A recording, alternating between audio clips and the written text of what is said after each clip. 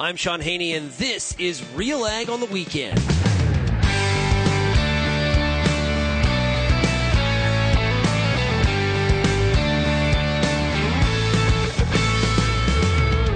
Let's get real and get connected with the week that was in Canadian agriculture.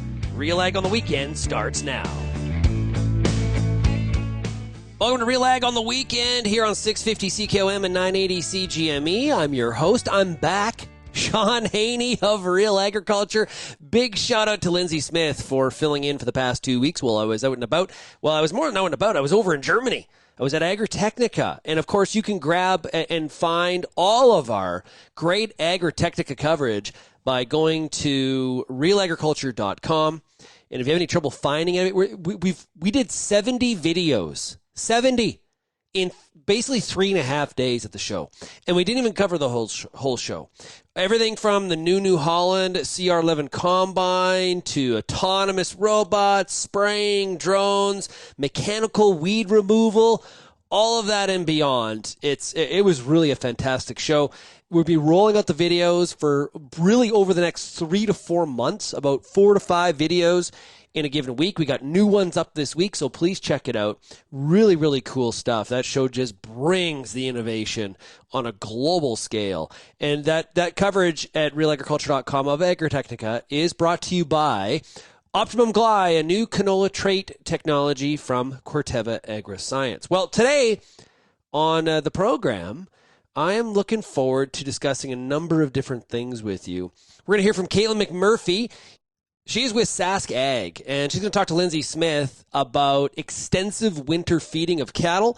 We're also going to do a paid product spotlight with Farmer's Edge to get an update on what they are up to. I'm also going to play some audio for you today from RealAg Radio earlier this week when I spoke at the AgX conference. Now, that's Farm Management Canada's conference.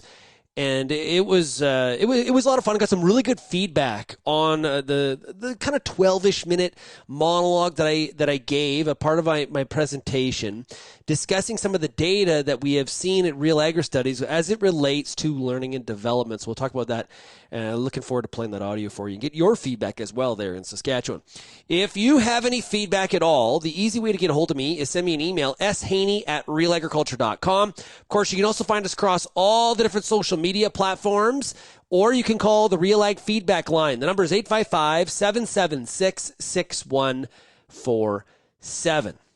There definitely were some trends and things that we saw at Agritechnica this year that were a little bit different and a bit of a shift. I call it a reality check, okay? And what we really saw this year was a pullback in some of the grand aspirations of tractors of the future are going to be electric powered. Now, they may be, but what we saw showcased there was here's our tractor of the future, but it's powered by diesel.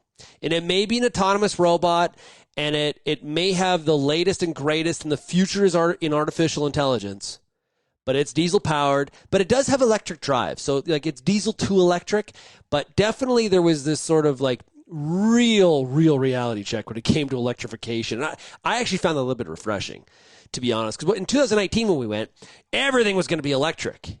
How? Well, we don't know, but it's going to happen. And we definitely saw this year a bit of a reality check. And the other factor is trying to sort out how we're going to take care of weed control in the future, whether that's through spot spraying, drones, mechanical weed removal, things like that. And so just watch that Agritechnica coverage and continue to send me what you think, your perceptions, what you think about some of the innovations that we do showcase.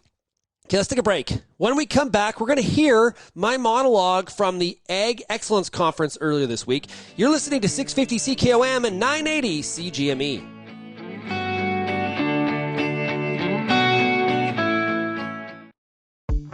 There's a reason we call it the Corn School. Videos on everything from planter setup, weed control, field trial results, yield strategies, and so much more. The Corn School on RealAgriculture.com has the information and advice you need to help you succeed. Brought to you by Pride Seeds and BASF, Corn School episodes are available at cornschool.com, from RealAgriculture.com, or as a podcast from your favorite streaming service. Download the latest podcasts today. If you're involved in the agriculture industry, it's important to stay informed on all the latest issues affecting your business. At RealAgriculture.com, we offer fast, reliable news, information, and insights to help you keep on top of all of the latest in Canadian agriculture. Visit RealAgriculture.com and sign up for our free daily newsletter covering everything from news, agronomy, animal agriculture, and much more. Visit RealAgriculture.com/subscribe today.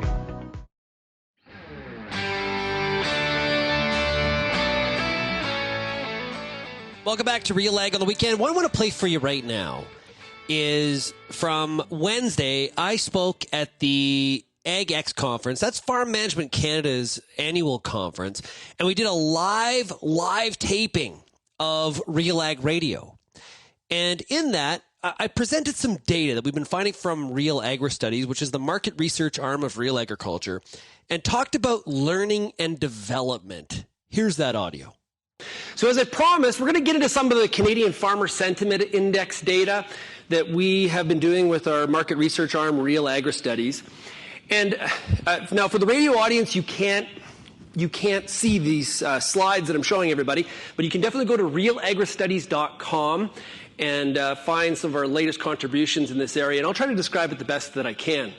So what we're doing here is we're measuring, in some ways, a mirror to the CME Purdue Ag Barometer, trying to track the sentiment of Canadian farmers on a number of different topics. And we don't have time here in this 12-minute segment to dive into all of this. Do encourage you, like I said, to go to RealAgriStudies.com.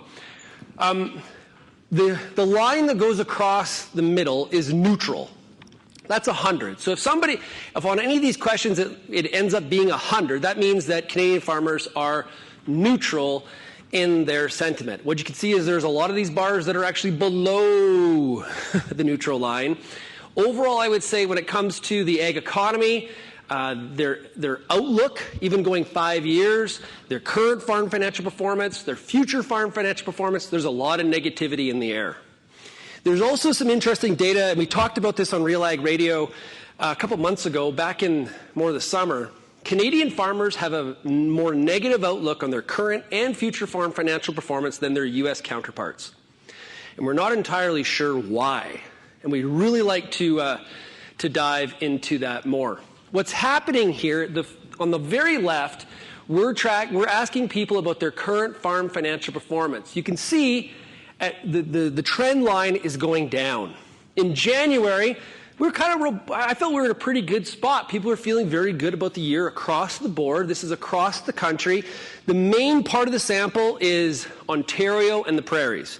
We're a little light in the Maritimes, Quebec, and BC. So this is where the majority of the data is coming from, is those 4 provinces. What's interesting is we've seen current farm financial performance slide.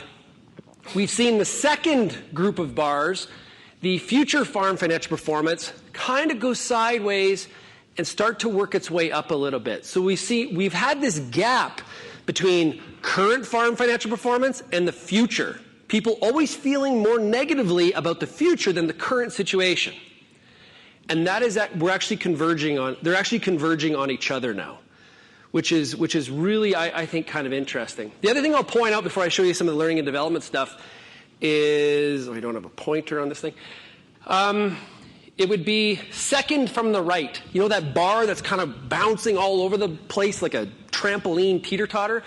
That is farmers' outlook on the market. Do you think now is a good time to buy, or do you think now is a good time to sell? And you can see that we have gone all over the place. Okay, this speaks, I think, to some of the challenges that farmers are going through, trying to figure out whether they're raising livestock or crops, trying to sort out how do I actually market through this environment.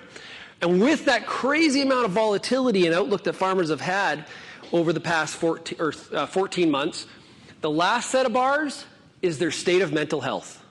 Okay, so as we have seen current farm financial performance decline, as we have seen the markets bounce all over the place, state of mental health has really remained constant, which I think is a uber positive aspect of this chart.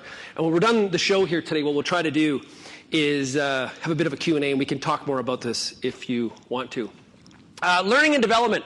So we asked farmers, I think it was back in June, and we asked farmers about learning and development. We asked them, have you participated in any learnings and development activities in the last 12 months? So workshops, webinars, seminars, conferences. 68% said yes. Okay? I think that's good. I don't know what I expected the number to be, but that sounds fine to me. Today's event would be included in that. Here's what's interesting. On the right-hand side, we asked them to tell us what kind of topics of learning and development did you attend or did you participate in?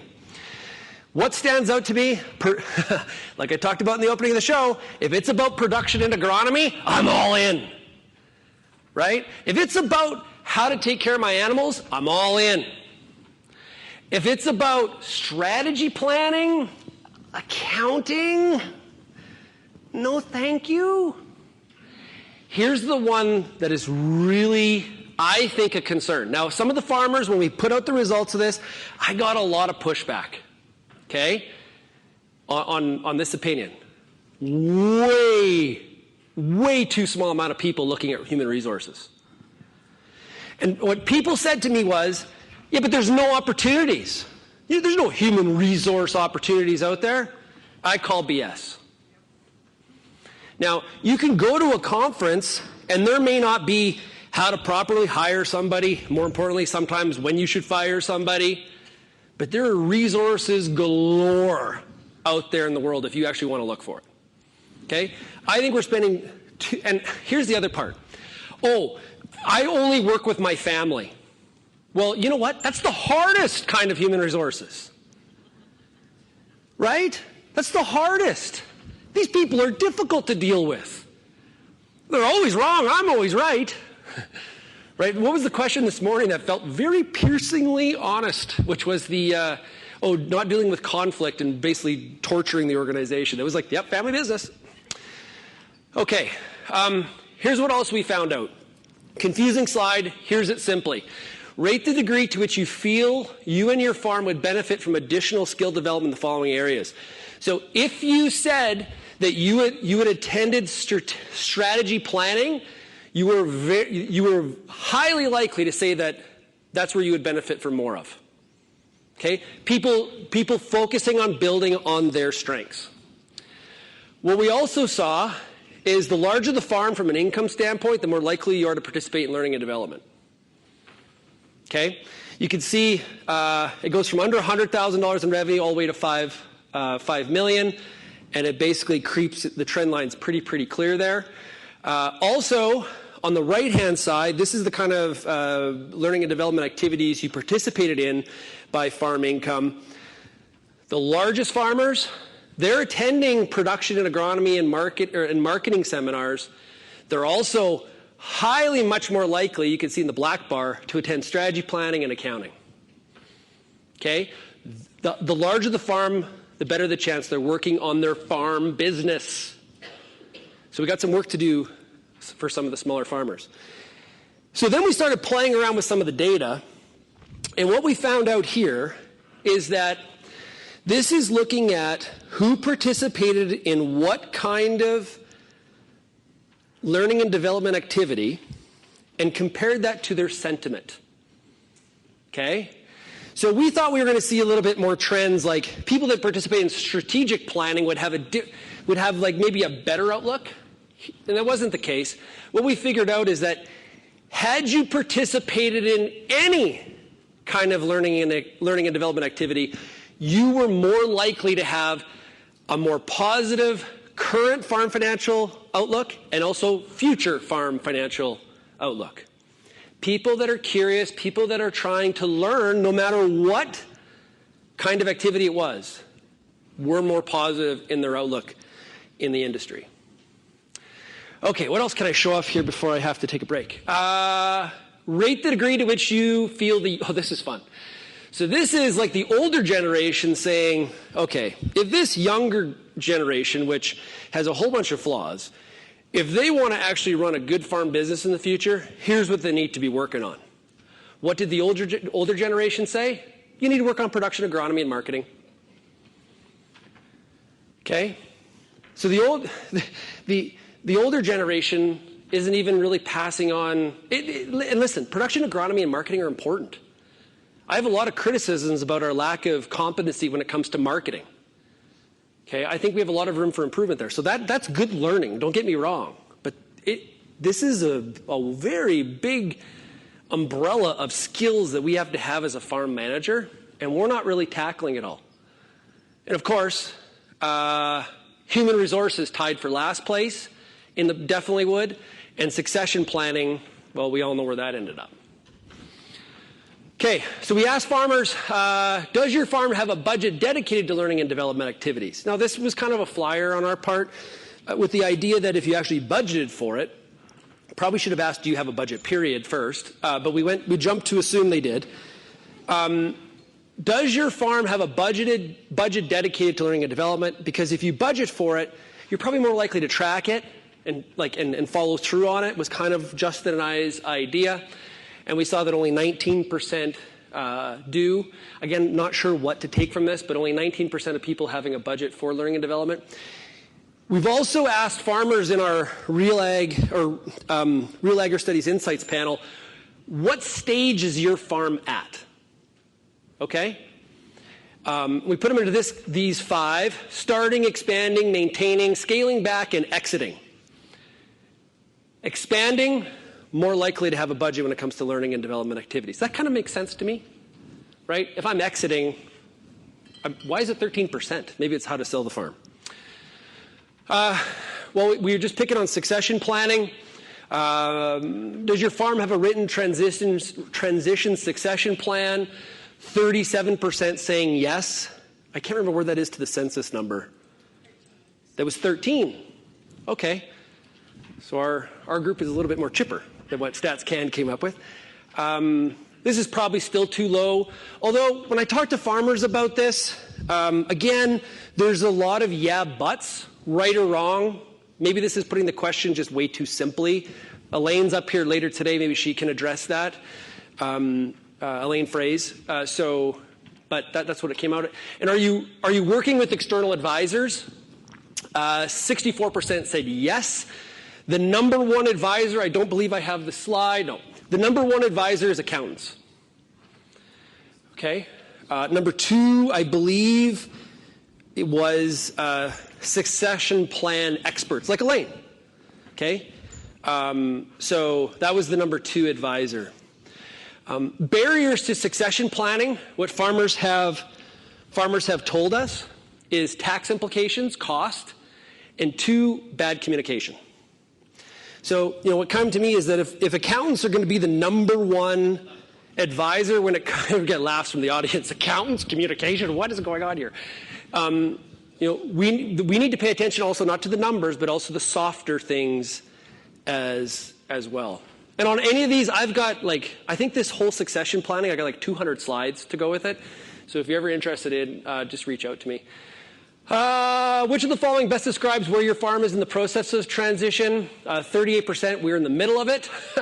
25% saying we're just getting started. Okay? And then on the right-handed side, and I think there's a lot of farms that are always in this. I grew up on a farm where I think it took 25 years for the older generation to actually get their crap together. Right? They were always working on it. That's the problem. It never ends. What farmers said in terms of how long it's going to take for this transition plan to actually happen from an ownership perspective, 27% saying 4 to 6 years, 22% saying 10 to 15. So once again, long process. Good. Everybody plug their ears. It's helping people on farm succession. Good for people that are sending bills. Your work is never going to be done. And of course, you can hear the entire show from Wednesday by going to RealAgRadio.com or downloading the Real Ag Radio podcast wherever you get your podcasts. Okay, we've got more coming up here on Real Ag on the weekend. Of course, we're on 650 CKOM and 980 CGME.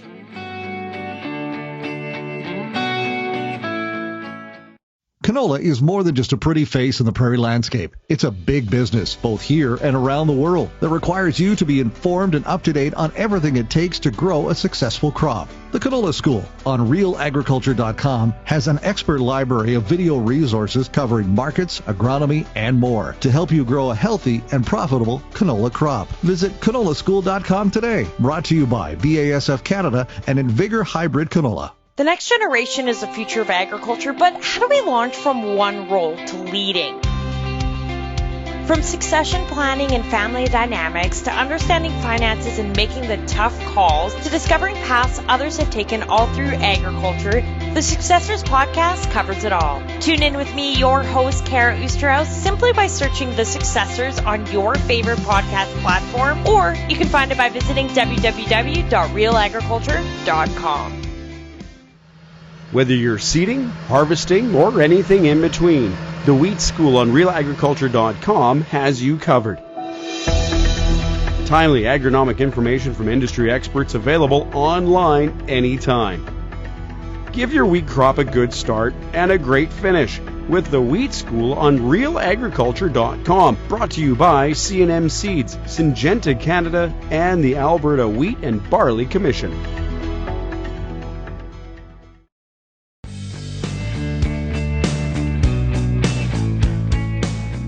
The following is a paid product spotlight with Farmer's Edge. And joining me now is Vipor Arora, the new CEO of Farmer's Edge. Welcome here. Thank you, Lindsay. Glad to be here. All right. So now what can we expect from Farmer's Edge with you as the CEO and leader?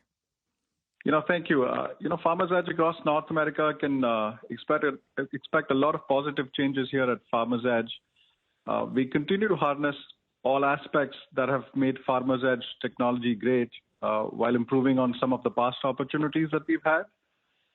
One of my first steps as the CEO was to actually initiate a turnaround plan to improve the financial health of the company and ensure future success. And as we've navigated through that transition period, an unwavering commitment remains focused on the customer, which is a grower. And therefore, every decision and innovation that we make is driven by the dedication to providing absolutely unparalleled customer experience. So that's kind of the big change that I would, expect our customers and our employees to see as we go through this journey. And what would you say is a key component of delivering on that positive experience for the customer? Yeah, great question. And I think, in my opinion, it all starts from within the organization. We've gone through some internal transformation with a focus on culture and our employees. And as a CEO, I define culture as a combination of values plus behaviors. And we've implemented a new set of values within the company, which is focused on mutual trust, teamwork, and customer success at the center. And supporting those key points are ensuring that the teams absolutely makes decisions which are based on data. We take rapid action and ensure that prioritization and optimization of delivering results is at the forefront. And we're all working together as a team to ensure that we achieve our business goals. And we look forward to enabling the whole ag ecosystem by providing the technology and fertility solutions to our growers, keeping those value systems, in mind. So now, how does Farmer's Edge differentiate itself in delivering on a technology platform? We know that farmers have been, in a lot of ways, slow to adopt some of this technology. Where does Farmer's Edge sort of go from here? Yeah, we are not just focused on building the technology. The big pivot that we are making is now we are actually focused on the end customer. We are talking to our growers and implementing their feedback directly into the roadmap of our technology. And customer feedback has driven now the development of a more intuitive and seamless experience. And we have a ton of significant upgrades into our Farm Command platform, which include, and I'll name a few here, which include a redesigned, dashboard, field first navigation, push notifications, map consolidation, and quick actionable insights at the click of a button. because, we at Farmers Edge understand, and as a new person coming into agriculture, I understand it absolutely clearly that if there is no financial benefit to the grower, it is hard for them to make a commitment. And, if there's no economic benefit, we are not able to kind of really help them use the technology services, which is basically the new thinking that we have at Farmers Edge, which is we want to create these solutions which are able to provide, economic value to the growers, whether it's from an input standpoint, cost of input standpoint, or their yield. And that is what essentially we are focused on. And how then will Farmers Edge allow farmers to maintain relationships with their network and improve the speed of doing business? Yeah, another great question. And I want to be very clear that at Farmers Edge, we are not in the business of competing with ag retailers or independent agronomists. We want to be complementary. And, we absolutely understand that these relationships are important. And we are not intervening with the farmers and their trusted advisor or supplier. Instead, we work closely with these advisors to offer agronomy technology solutions to really help empower them to better serve and communicate with their customers. So if you're an agronomist, listening to this show, please reach out and see how we can help. And I guarantee that we have something in the digital fertility or soil services, segment to suit your business. So please reach out to us at info@farmersedge.ca.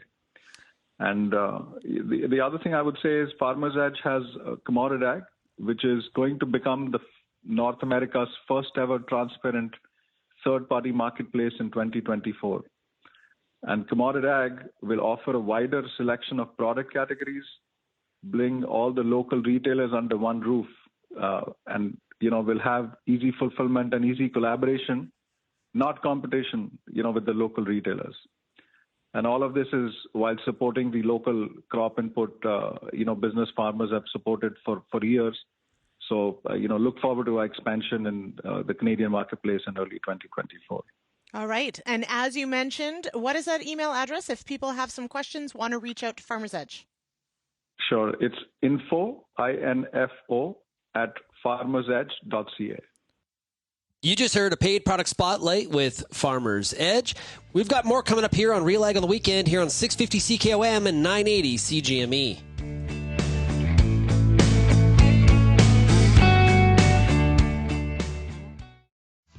Hi, I'm Lindsay Smith of RealAgriculture.com. Join me Monday nights at 8 p.m. Eastern for The Agronomists, Canada's only live, interactive, agronomy-based show. Each week, we answer your most pressing questions with a rotating panel of agronomists, researchers, and extension staff from across Canada. Join me Monday nights, 8 p.m. Eastern on YouTube, Facebook, Twitter, or LinkedIn, or head to realagriculture.com/live at 8 p.m. Eastern.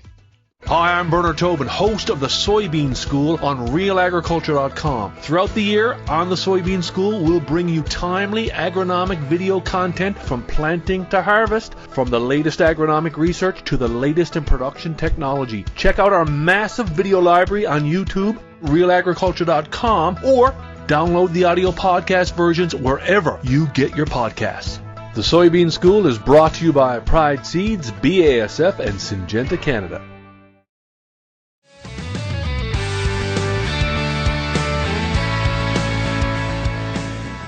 Okay, right now on RealAg on the weekend, we're going to dive into some cattle feeding topics, and I'm going to pass it over to Lindsay Smith, our editor at Real Agriculture, who's going to talk to Caitlin McMurphy, who's with Sask Ag, about extensive winter feeding. Joining me now is Caitlin McMurphy. She's an agri-environmental specialist with the Saskatchewan Ministry of Agriculture. Welcome here, Caitlin. Thanks very much for having me, Lindsay. All right. So first off, what does an agri-enviro specialist do? Good question. So essentially the space I work in is kind of the interface between the agricultural industry and how it affects or interacts with environmental considerations. Okay. So for example, a lot of my work, and there's several of us specialists across the province, a lot of what we're doing is advising farmers and ranchers on best management practices that are both beneficial to their operation and their environment. So things like managing native grassland, managing riparian areas, improving carbon sequestration, those kinds of things. Okay, very cool. So that brings us to part of the reason we're talking today. Heading into the thick of winter here, thinking about the cattle herd and thinking about extensive winter feeding. So there's some events coming up, and I want to touch on those, and for anyone who's interested. But first, what do you mean by extensive winter feeding? Yeah, for sure. So extensive winter feeding is a general term, Lindsay, and what it refers to is essentially getting the cattle out of confinement, out of the corral, and out on the landscape. And what we're trying to do, the goals of extensive wintering is to improve nutrient deposition across the site. We're protecting waterways, we're paying attention to runoff control and things like that. And oftentimes, benefit to producers as well is reducing the amount of times they're starting a tractor in the winter as well. As I like to put it, they have a forage harvester on the front and a manure spreader on the back. So let them do their thing. Yeah, absolutely. That's right. So whether that's through swath grazing, bale grazing, corn grazing, stockpiled forages, that kind of thing, that's all achieving the same goal. All right. So now this is for some old hat. Lots of people have been doing it a long time, but for others, it would be a completely new practice for sure. And so the Saskatchewan Ministry of Agriculture is putting on some events to support producers who are curious about doing this and what they might consider. What are these events? How do people find information about them? Yeah, absolutely. So the first one we're going to start with, Lindsay, this is the only one we have planned kind of as a pilot event, is our extensive wintering management workshop down in Weyburn. And that takes place on Tuesday, December 5th. Okay. And now it's a whole day? That's right. So we'll do registration at 9:30, and then we should be wrapped up by about 4 p.m. Okay. So walk me through the topics that are going to be covered then that day. So what can someone expect from the day? Yeah, so our goal of setting up this workshop was to, help producers, whether it's their first time setting up an extensive winter site, or maybe this is a practice they've been doing for a couple of years, but are looking to fine tune their operations. So we're going to start with the winter site management and considerations for, where your project's going to occur. Then we're going to talk about the actual cattle nutrition and animal welfare considerations. And then to be, try something a little different, a little bit more modern. We've gone out to several producer locations and filmed their current setup sites. So we're going to take a look at different producer sites throughout the area and take a look at the videos and then follow it with a producer panel. Now, of course, there's always, we're always looking to draw people to our events. And one of the great ways to do that is to have an event that correlates with some of our programming that's out right now. So we do have funding available for extensive winter site projects. And so we'll be talking about that throughout the day as well. Mm-hmm. All right. Well, you had me at farm tours. So yeah. There you go. Especially from the comfort of, you can drink coffee and sit on a chair. That works too. So sounds like a great event and certainly a great way to put together people that I'm sure are going to have lots of questions and have people there to answer them. So that's fantastic. And so for those who are interested, is it a phone number or a website? How can they sign up for the event? That's right. So they can call the Weyburn office directly. And so that number is 1-306-848-2857 to register for the event. Right now, our deadline is Friday, December 1st. All right. So get at it. Okay, Caitlin, thank you. Thank you so much for this. It sounds really great. I'll be honest, I got a bit of FOMO, fear of missing out. I'd love to go. All righty. Thanks so much, Caitlin. Yeah. I'll see if I can make the trip all the way there. All right. Sounds good. Thanks, Caitlin. You bet. I get a little bit of a chill when I have to hear conversations about winter feeding. Yeah, unfortunately, winter does come. We can't avoid it. It's like a thing that happens every year. And for those of you that like seasons, Like everybody continues to come up in discussion. We complain about the cold. Oh, I love the seasons. Yeah, fall, spring, great. Winter, I'm not a fan. But hey, we all have our different opinions.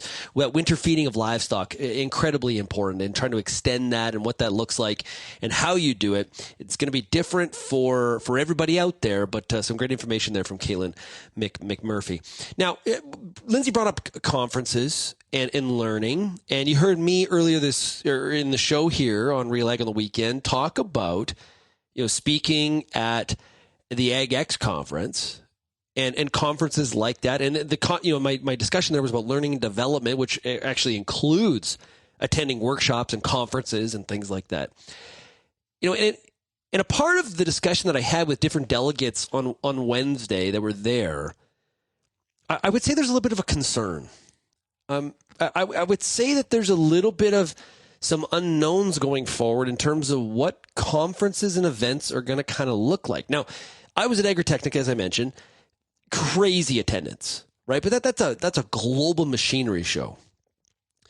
I think at Agritrade in Red Deer in November, the attendance was quite good, but that's tied to like a trade show and tied to equipment. But what about like the learning component when it comes to agronomy and farm management and succession and all those kinds of things? Are those still really in vogue? And if they are they going to be in person? And I think the answer is yes. But I heard numerous people say to me on Wednesday that they're concerned that people have become too comfortable maybe learning online. And I know for me personally, I'm a terrible, in many respects, I've registered for so many online conferences, or there's a hybrid option where I'm like, oh, you know what? I don't want to fly to Washington, D.C. I'm going to just attend online. Way more cost effective and all the reasons why they provide that solution. Now, if I lived in D.C., I would definitely go. But, I take the hybrid option. And it's not the same. Because when we're learning only online, and not to say that online learning isn't good, because it very much can be. It has a place. It's not a silver bullet, though, on the all-in-one solution. Because, think about it. It's not just the what's said on the stage. It's not just there, because that's all you get on the online. You do not get the hallway discussion. And some of the best discussions that I had at AgX with Farm Management Canada on Wednesday were actually conversations in the hall. Now, some of those conversations were in relation to what different speakers had said.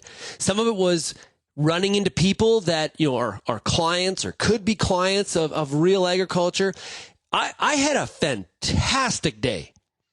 If I had tuned in and participated in the conference only as an online participant, I miss all of that. And I think, and I don't want to pick on maybe people that are younger that would be more inclined to take the online version because they've never really experienced the networking, what the networking provides you at a conference. I'm going to be at Grow Canada in Calgary next week. And honestly, there's the conference, and I'm going to be moderating a session on Farming 4.0 and the future of farming and technology and artificial intelligence and all that kind of stuff. And there's some great speakers on the agenda. What I'm looking forward to the icebreaker reception on the Tuesday. It is honest. I go to a lot of stuff. That 3-hour block of that networking reception with all the people from the seed and crop protection industry and all the stakeholders around that. There's farm groups there. There's industry people. It is one of the best 3 hours I can possibly spend in the entire year. You can't replicate that. You can't replicate it.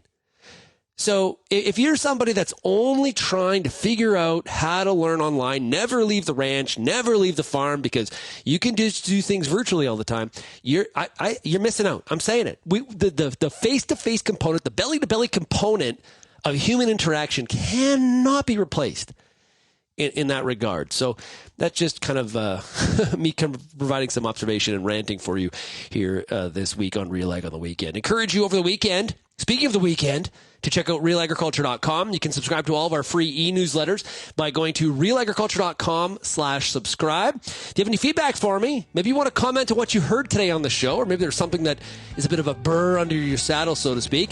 You can send me that email, shaney@RealAgriculture.com. You've been listening to Real Ag on the Weekend on 650 CKOM, 980 CGME, and we'll be back next week.